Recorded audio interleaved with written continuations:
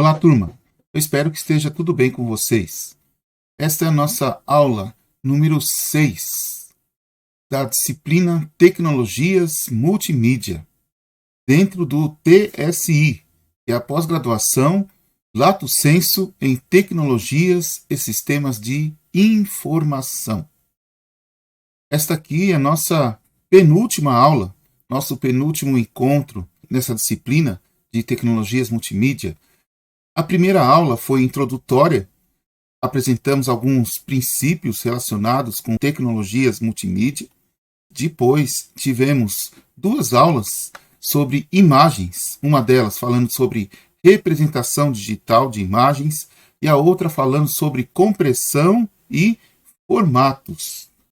A aula 4 e a aula 5 foram áudio.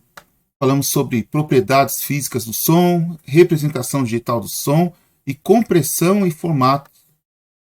E hoje nós estamos tratando, nesse exato momento, nessa presente aula, a aula número 6, estamos falando sobre voz, digitalização de voz. Esse é o tópico número 6, ou aula 6.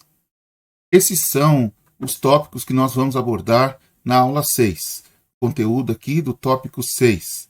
A voz, digitalização de voz.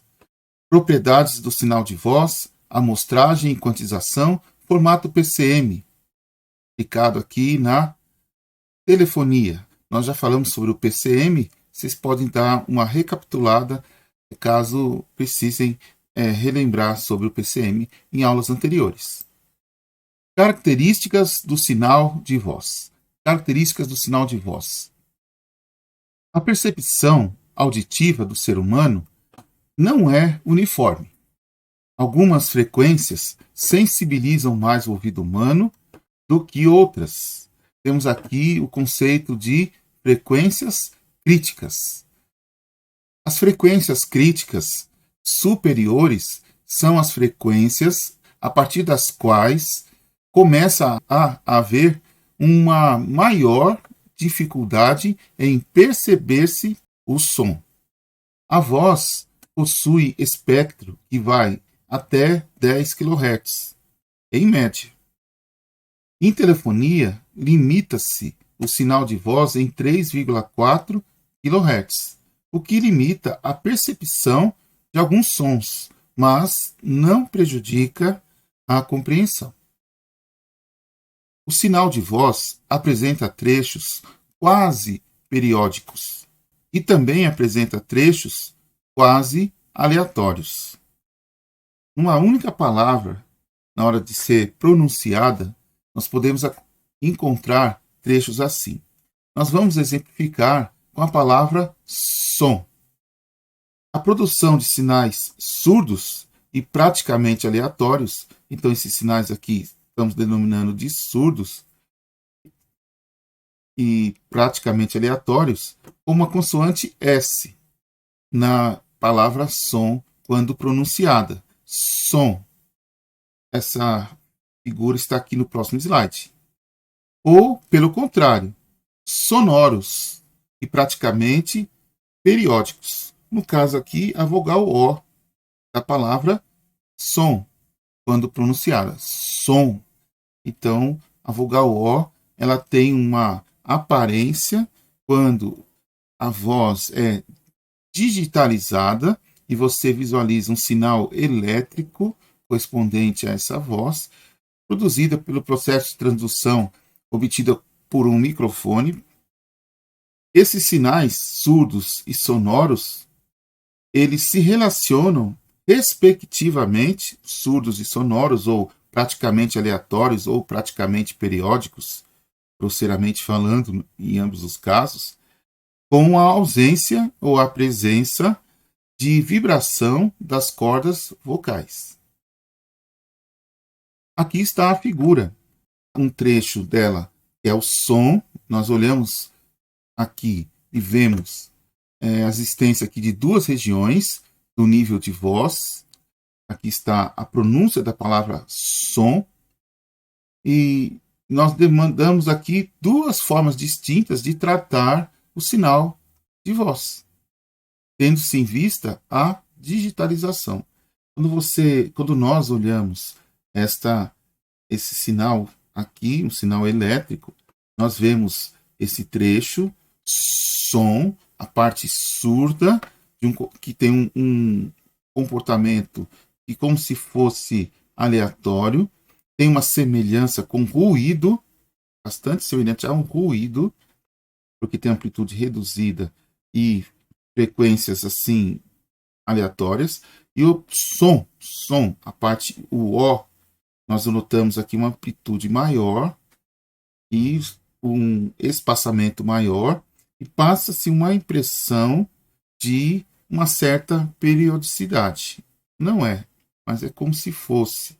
E o N, nós vemos aqui uma condição até um tanto quanto intermediária. Som, ou M, né? Som. Vamos falar sobre amostragem e quantização. Amostragem. Filtro passa-baixas anti-aliasing para eliminar a largura de banda do sinal de voz. Esse é o primeiro bloco. Nós vamos ver num dos últimos slides os blocos que constituem todo o sistema relacionados com a voz e a digitalização da voz. Aqui nós temos um filtro passa-baixas anti-aliasing. Filtro passa-baixas anti-aliasing, que serve para eliminar a largura de banda do sinal de voz. Em telefonia, o filtro passa-baixas possui frequência de corte em 3,4 kHz. Por que anti-aliasing? Lembram do teorema de Nyquist, que nós vimos em aulas anteriores? Se eu não me engano, a aula 4, peço para vocês darem uma verificada. Nós falamos desse teorema de Nyquist. A taxa de amostragem aqui é de 8 kHz. Segundo o teorema de Nyquist, essa taxa de amostragem aqui de 8 kHz precisa ser superior a 2 vezes essa frequência de corte em 3,4 kHz. Nós não estamos fazendo distinção aqui entre som estéreo ou som mono. Nós estamos somente destacando o teorema de Nyquist, que já foi abordado. Outro aspecto interessante, essa curva ela mostra como que um filtro passa-baixas funciona. Ele é um circuito e ele tem essa propriedade de fazer com que sinais com frequências inferiores a 3,4 kHz eles passem e cheguem até a saída do filtro. Isto é o que um filtro passa-baixas faz. A partir dessa frequência que nós denominamos frequência de corte, nós temos uma forte atenuação. Aqui fala que essa forte atenuação acontece nesse intervalo aqui entre 3,4 kHz e 4,6 kHz, que é denominada faixa de transição do filtro. É exatamente esse intervalo aqui em que ocorre essa atenuação bastante acentuada. Um filtro elíptico de sexta ordem, é um filtro denominado filtro elíptico, um filtro de sexta ordem. Quanto maior a ordem, mais abrupta será essa atenuação. Você tem aqui cerca de 60 decibéis. Uma atenuação para as frequências superiores a 4,6 kHz. Então, a ideia aqui é acabar da forma mais eficiente possível com essa parte aqui, com essas frequências que estão presentes no sinal, lá na entrada. E de tal forma a minimizar bastante o aliasing. Seria minimizar a distorção do sinal recuperado, como visto nos áudios. Lembram dos áudios correspondentes a um trecho da música da Elis Regina? Creio que vocês conseguiram baixar esses áudios e verificar a ocorrência do aliasing. Se você tiver aqui uma atenuação bastante abrupta, esse alias aqui, ele se torna bastante desprezível ou imperceptível. Quantização para voz. Quantização uniforme. Vamos falar um pouquinho sobre essa quantização uniforme. Intervalos de quantização são uniformemente distribuídos ao longo da faixa dinâmica, ou seja, faixa de variação que nós temos aqui do nosso quantizador. Faixa dinâmica do quantizador ou faixa de variação do quantizador. São os valores que nós temos correspondentes, os valores de tensão elétrica, por exemplo, ou valores de amplitude do sinal, correspondentes a intervalos de valores do seu sinal. Então, tem um sinal quantizado e tem o meu sinal de origem. O intervalo de valores do sinal de origem leva a um valor de sinal quantizado. Um intervalo de valores. Tensão elétrica, por exemplo, o meu sinal de origem que está em processo de digitalização. Dentro ali de uma amostragem. Eu tenho um valor, um único valor correspondente ao valor, à quantização, ao valor quantizado. E esses valores todos juntos, segundo cada um dos momentos, né, em que a amostragem acontece, eu tenho um sinal quantizado. Ele tem um aspecto de escada. Sinais de amplitudes inferiores vão sofrer mais os efeitos do erro de quantização. Temos aqui uma distribuição, né, estatística, uma distribuição estatística aqui das amplitudes de sinais de voz. Esse gráfico nos mostra o seguinte: sinais com uma amplitude maior, estão aqui, sinais com amplitude maior, os valores maiores de amplitude, têm uma probabilidade muito menor de serem produtores do erro de quantização. Então, para sinais com amplitudes maiores, e da ordem de 2 volts em diante, aqui há uma normalização, uma relação com valor de referência, né? Então, 2 apenas. E você tem, a partir desse valor 2, nós temos uma probabilidade de erro de quantização bem inferior. Na medida que vai diminuindo, a probabilidade vai aumentando. Há uma exponencial aqui, um aumento exponencial da probabilidade de ocorrência de erro de quantização quando a amplitude se torna reduzida. Lembram do som? Essa parte da palavra som pronunciado, essa parte surda, ele tem amplitudes menores. Portanto, com probabilidades de erro de quantização maiores. E, portanto, uma distorção muito grande quando o sinal for recuperado. Você vai perder praticamente essa parte da palavra som.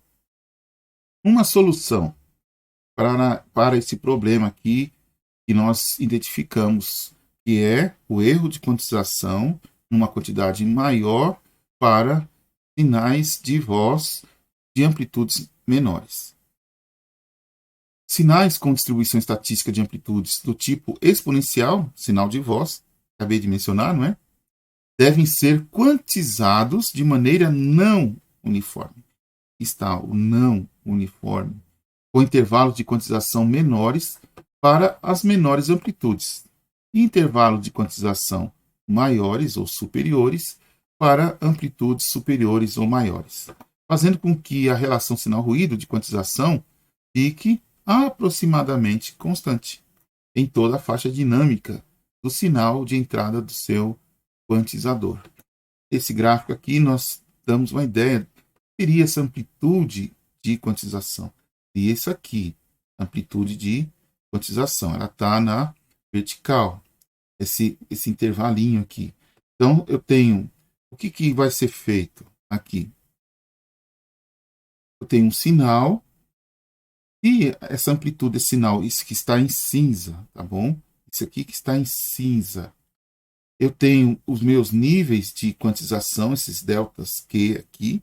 Eu os mantenho, mas na medida em que eu estou amostrando esse sinal cinza aqui para um certo nível de quantização, ao amplificar esse sinal cinza aqui, a quantidade de níveis de quantização vai aumentar.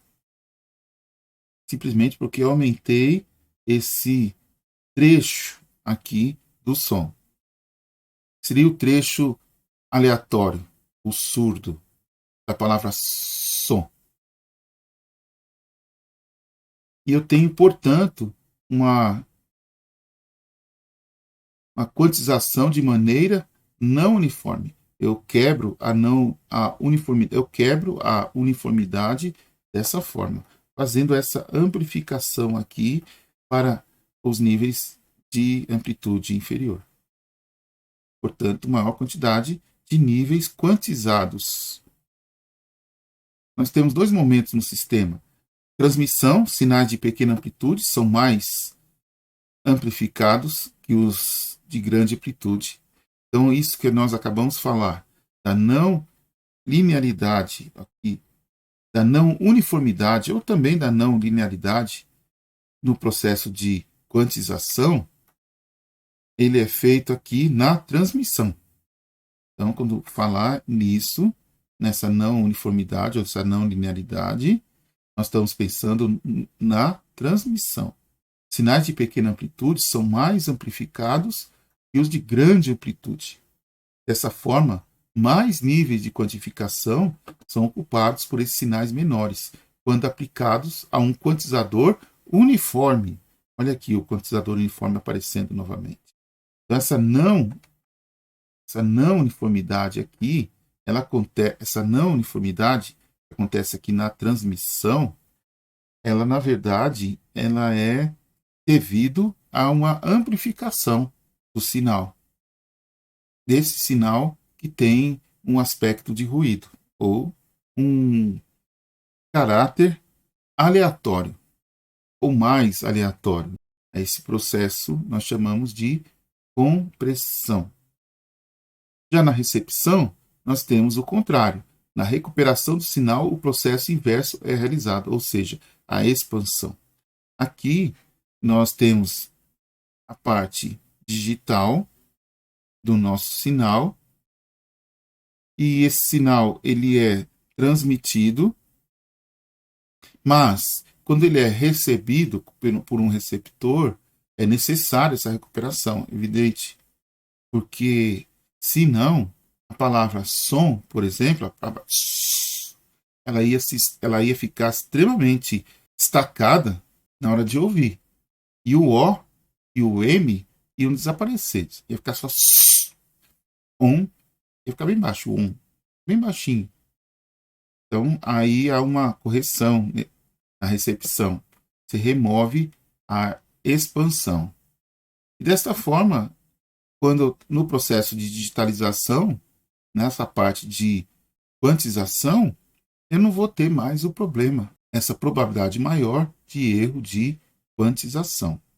Após o processo de compressão no transmissor, o sinal de voz analógico é quantizado linearmente. Nós mencionamos isso, não é?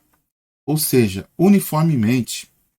E aqui o uso de 256 níveis de quantização. 2 elevado a 8, número de bits aqui. São 8 bits que resultam em 256 níveis de quantização. E é transmitido. A transmissão acontece. Lá no receptor, após a conversão digital analógica, de sinal digital para sinal analógico, o sinal de voz é expandido. Nós temos aqui um momento após a conversão DA. E é realizado o processo inverso da compressão. Aqui está um gráfico que mostra direitinho, né, a nossa compressão acontecendo ou não.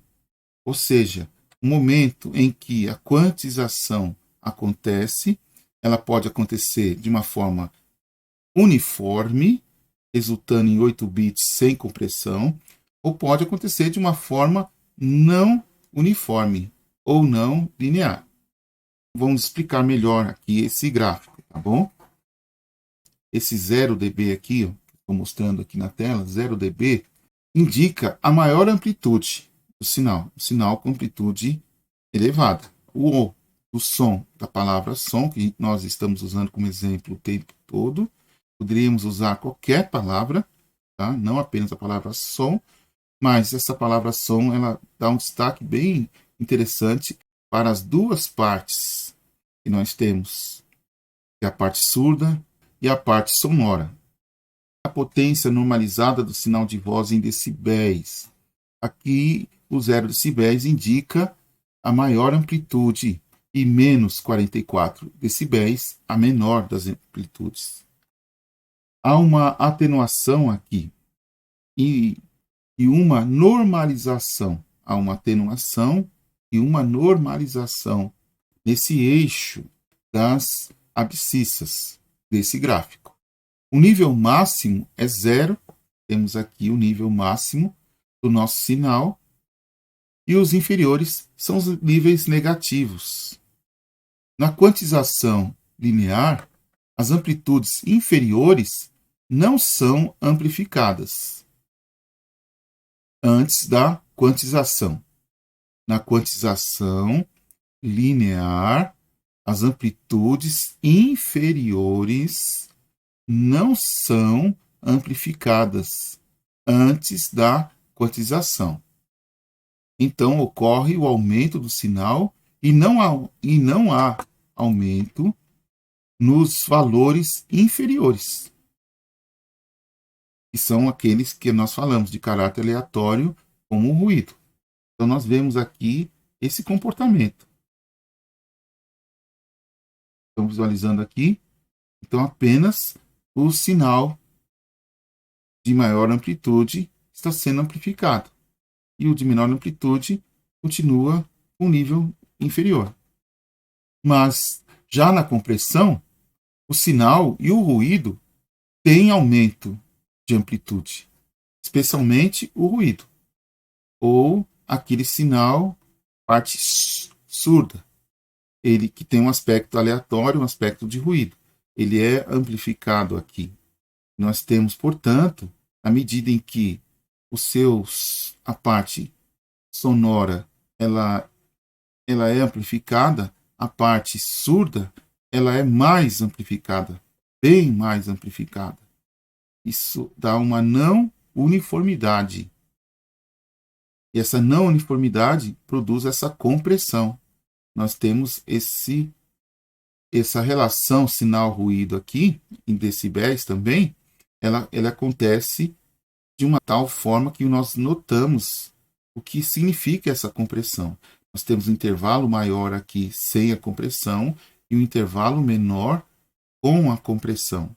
E, concluindo essa parte, nós vamos passar agora para o formato PCM. Vamos falar brevemente a respeito dele, de aplicação na telefonia digital. O formato PCM é a forma mais básica e mais usada de codificação para sinais de voz, telefonia digital, como mencionado, padronizada pela norma ITU-T G711. Essa aqui é a norma de padronização aqui, nesse formato PCM. E aí, existem algumas variações. Nós não vamos tratar dessas variações que tem como base o PCM. Algumas variações bastante até interessantes dentro do processo, mas que vão produzir uma complexidade nessa aula que não está dentro do escopo da disciplina. E do curso também de TSI. No sistema PCM para telefonia, o sinal de voz é amostrado a uma taxa de 8 kHz, como nós já mencionamos no slide anterior. 8 kHz de amostragem. E quantizado de maneira não uniforme. Agora você já tem uma compreensão do que significa essa quantização não uniforme. E é usado na compressão segmentada. Nós também falamos dessa compressão. E ela é segmentada. Temos a parte surda e a parte sonora. Temos a parte de ruído, que se comporta de forma aleatória, como fosse um ruído, e tem aquela parte que tem um quê, né, um aspecto de periodicidade, que é a parte sonora. Então, há uma segmentação aqui, resultando em 8 bits por amostra. Nós também já mencionamos, 8 bits por amostra. Um exemplo aqui de digitalização, e no caso um exemplo didático, né? Um PCM de 3 bits. O PCM que nós acabamos de mencionar é de 8 bits. Mas aqui, só para exemplificação didática, um exemplo de 3 bits. Esse desenho aqui, exatamente como está, já falamos a respeito. Já explicamos ele, tudo direitinho. Ele está aqui novamente apenas para nós vermos o contexto em que nós estamos. Eu gostaria que vocês analisassem isso aqui, com base em aulas anteriores. Nós vemos exatamente os mesmos elementos, né? O valor real da amostra, que é o valor lá na leitura, no analógico, não é? Depois o valor da amostra quantizada, aqui temos a discretização e a quantização. Nós notamos aqui que é um intervalo de valores do sinal, ele resulta em um valor quantizado.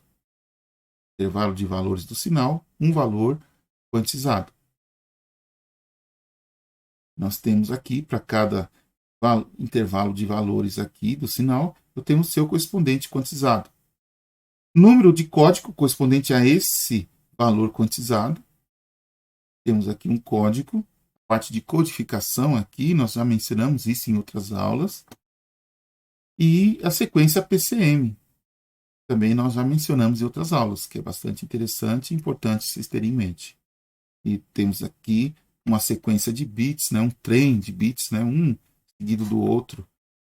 Eles estão um pouco distantes entre si, mas é como se estivesse um do lado do outro do ponto de vista da máquina. E isso é que vai ser transmitido, armazenado e transmitido de maneira digital. E depois vai passar para um conversor digital analógico. E no caso da voz, vai haver a descompressão. O sinal vai voltar ao que era antes.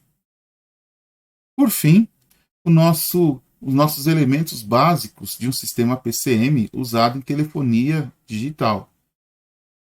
A mensagem contínua, a voz sendo pronunciada, a palavra som, por exemplo, sendo pronunciada, ou qualquer uma das palavras que nós pronunciamos.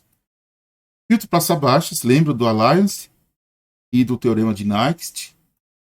O amostrador, nós também já mencionamos. O quantizador e o codificador. Esses 3 elementos resultam aqui, eles estão presentes aqui nesse gráfico que nós estamos olhando aqui, né? Quantização, codificação e a sequência PCM. Nós temos exatamente aqui amostragem, quantização e codificação. E aqui ocorre a transmissão. E nessa transmissão nós já mencionamos a compressão ou a não linearidade do processo de quantização, de tal forma a minimizar o erro de quantização para amplitudes menores, ou aquela parte surda do som. Esse sinal aqui ele entra aqui no canal. Nós não vamos tratar, tá, desses repetidores regenerativos. Só está aqui para a ciência, e saberem que eles existem. Você tem um sinal regenerado aplicado ao receptor. Aqui está o receptor. Nós já mencionamos um pouco sobre ele. E o filtro de reconstrução e o decodificador. Nós comentamos quase agora do formato PCM e falamos do conversor analógico digital. Então, pessoal, basicamente, esta é a aula A Voz, digitalização de voz, que nós tratamos hoje. Eu espero que a aula tenha sido interessante, que ela tenha sido útil. Eu acho que foi uma aula um pouco menor, mas também foi uma aula com alguns elementos bastante interessantes, elucidativos com relação à voz. que é um tópico bastante relevante dentro da disciplina Tecnologias Multimídia. Espero que vocês tenham um bom dia, uma boa noite, e aí até mais, até a próxima, a nossa última aula, a aula número 7. Valeu, até mais.